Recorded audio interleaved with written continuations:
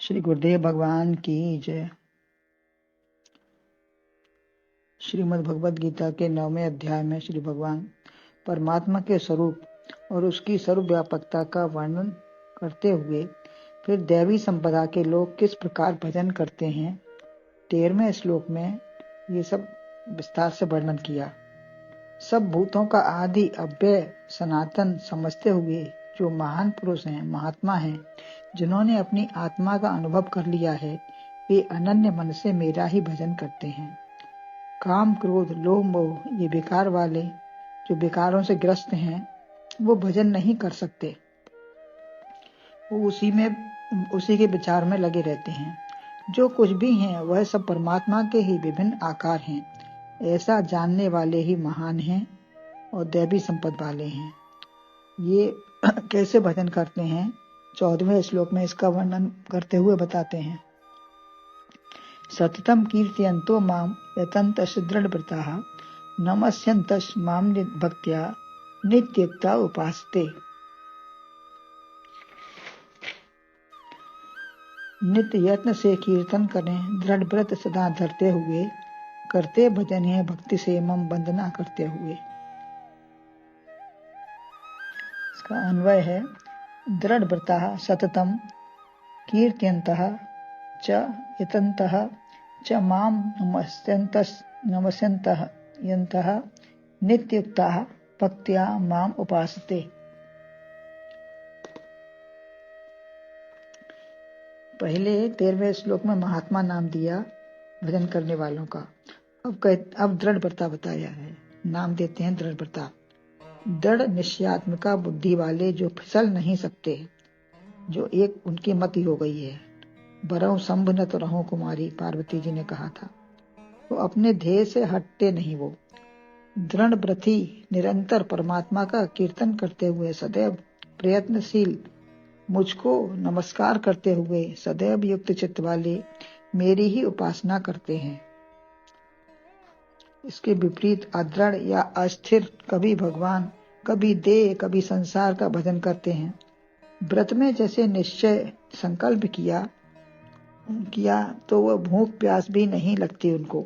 अन्यथा जैसा नियम व निश्चय हो वैसी ही भूख प्यास भी लग जाती है। जैसा निश्चय बना लो वैसा ही भूख प्यास भी लगती है। तो आज तो यह सभी छूट रहा है। चाय पानी भोजन जो लेना होता है ले लेते हैं। दृढ़ व्रती, सत्यव्रती, अहिंसा, ब्रह्मचारी, सत्संग, स्वाध्याय, खान पान, सर्वत्र समदर्शन करने में दृढ़ व्रती हो। ऐसे सद्गुणों से युक्त दृढ़ व्रत उसका हो कि ऐसा ही हमको करना है, इसके अलावा नहीं। ऐसी स्थिरता रहे, इसीलिए दृढ़ व्रती कहा है।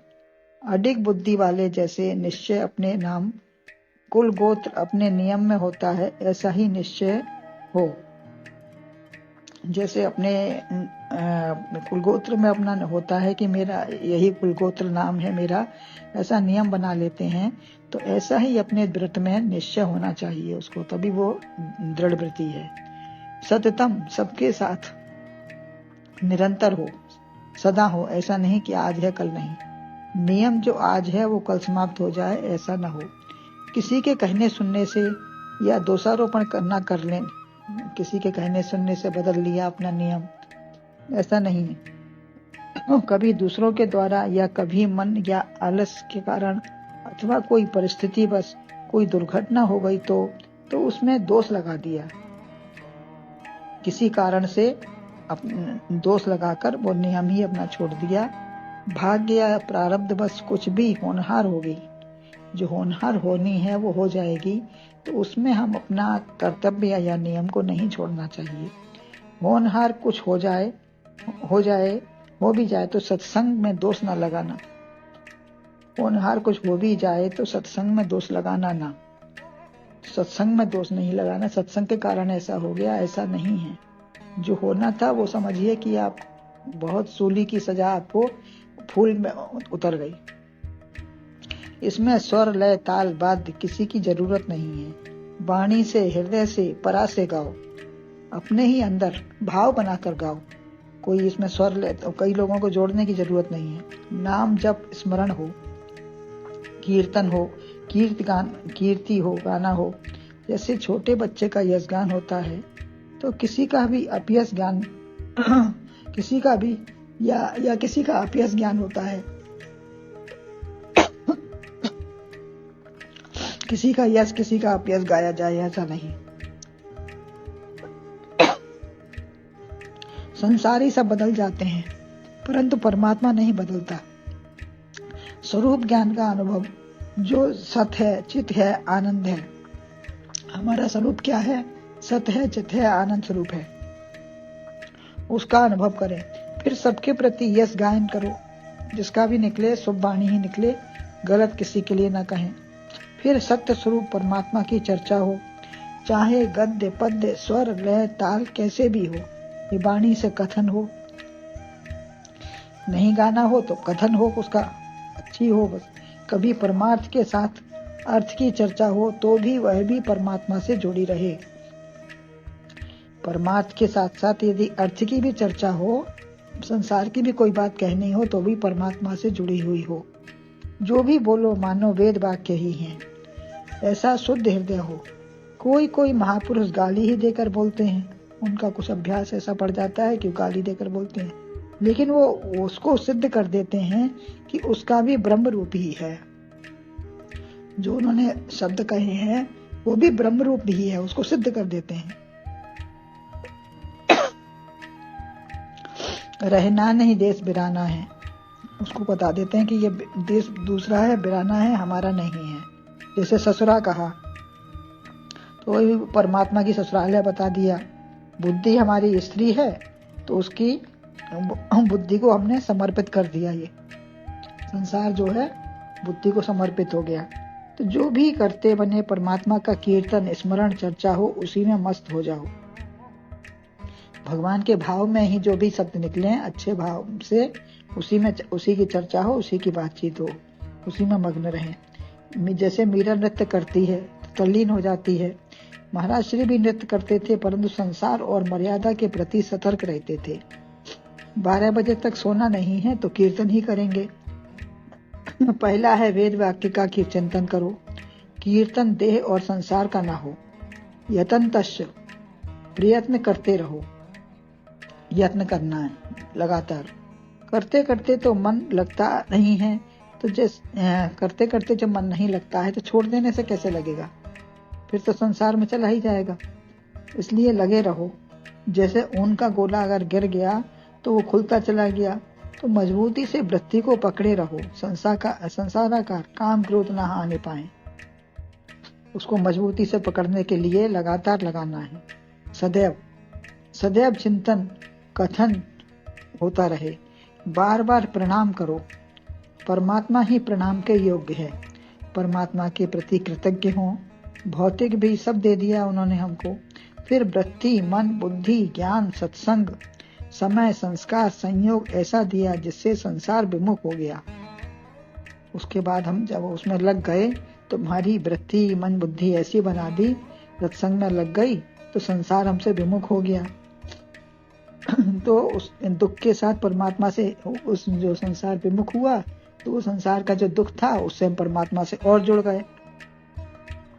यदि हम विमुख हुए तो आसानी से होंगे सर्वतः आगे पीछे।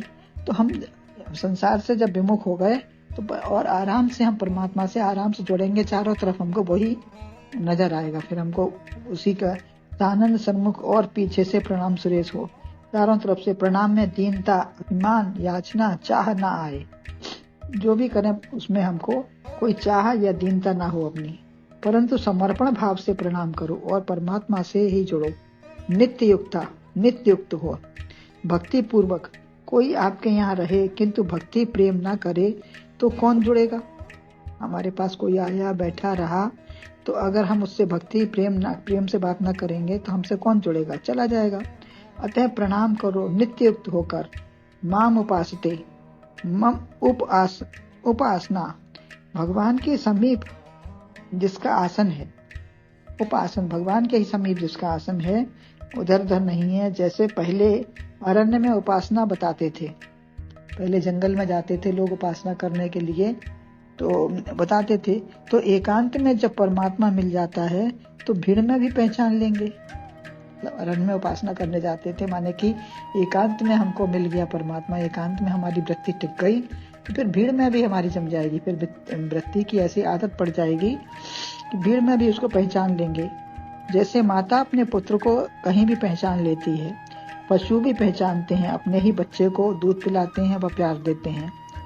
तो पहचान मिल जाए तो पहचानना आ जाता है।